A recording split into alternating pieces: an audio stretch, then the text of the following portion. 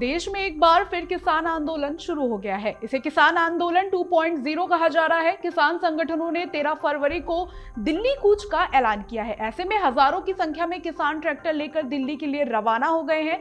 Social media पर कई video viral हो रहे हैं जिनमें पुलिस किसानों को रोकने का प्रयास करती दिख रही है।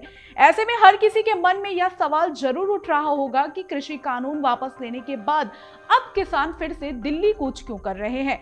आइए जानते हैं किसान आंदोलन 2.0 के कारण। करीब सवा वर्ष तक चले इस घेराव के बाद 19 नवंबर 2021 को केंद्र सरकार ने तीनों कृषि कानूनों को वापस लेने की घोषणा की थी। ये कानून 3 जून 2020 को एक अध्यादेश के जरिए लागू किए गए और बाद में संसद में इन्हें पारित करवाकर कानून बनाया गया।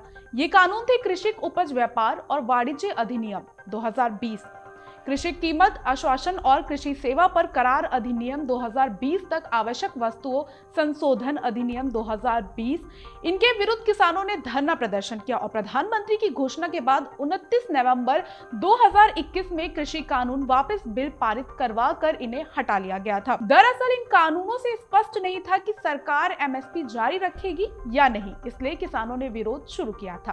अब किसान एमएसपी पर गारंटी के अलावा कुछ और मांगों को लेकर आए हैं। उन्होंने डॉक्टर स्वामीनाथन की सिफारिशों पर अमल के लिए भी जोर दिया है। वे कृषि ऋण की माफी भी चाहते हैं। इस बार उन्होंने कृषि मजदूरों के लिए 10,000 रुपए महीने की वृद्धावस्था पेंशन की मांग भी की है।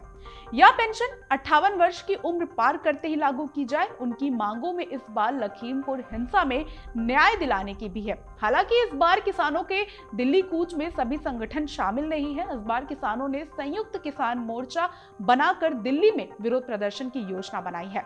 साथ में किसान मजदूर भी इस आंदोलन में हैं। इन लोगों ने 16 फरवरी को भारत बंद की भी घोषणा की है। इस भारत बंद में भी सभी किसान मजदूर संगठन हिस्सा लेंगे, परंतु यह भी हकीकत है कि इस बार कई संगठन इस दिल्ली कूच से अलग है। बहरहाल केंद्र सरकार ने भी दिल्ली को बचाने के लिए युद्ध स्तर पर तैयारी की है। पंजाब से आने वाले किसानों को रोकने के लिए अंबाला के निकट शंभू बॉर्डर को एक तरह से सील कर दिया गया है। इसके अलावा फतेहाबाद, जींद, कैथर में सुरक्षा बढ़ाई गई है। दिल्ली में हरियाणा से सटे सिंधु बॉर्डर, टीकरी बॉर्डर तथा फरीदाबाद और गुरुग्राम की तरफ से दिल्ली को जोड़ने वाली सीमाओं पर भी सुरक्षा बल तैनात है।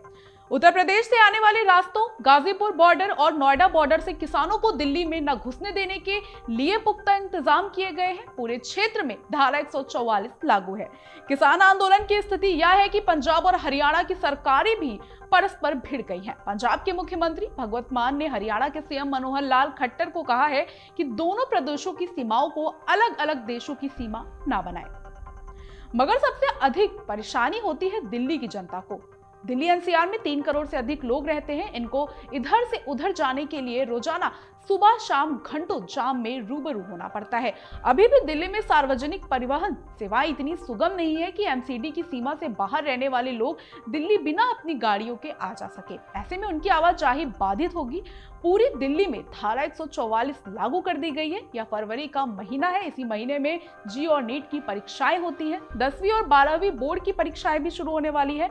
छात्र और अभिभावक परेशान हैं कि क्या स्कूल कॉलेज भी बंद रहेंगे। सरकार ने भी अभी तक कोई भरोसा नहीं दिया है। अगर आप ये वीडियो YouTube पर देख रहे हैं तो हमारे चैनल को सब्सक्राइब करें और बेल आइकन को दबाना ना भूलें। अगर आप Facebook पर ये वीडियो देख रहे हैं तो हमारे पेज को लाइक करें।